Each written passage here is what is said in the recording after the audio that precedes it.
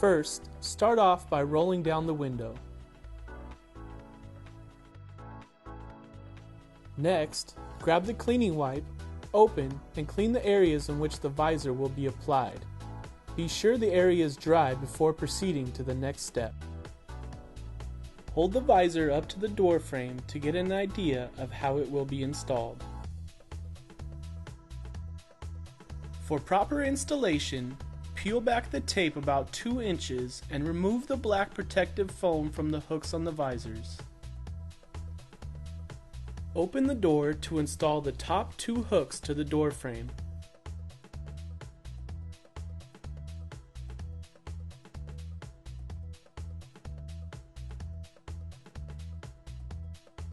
Now, line up the edge of the visor with the edge of the door frame.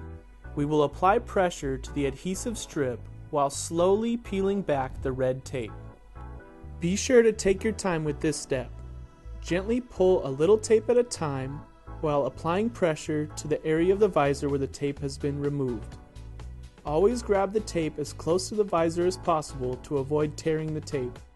Once you have removed all the strips of tape, run your fingers around the edge to ensure a tight seal. Repeat these steps to install the rear visor.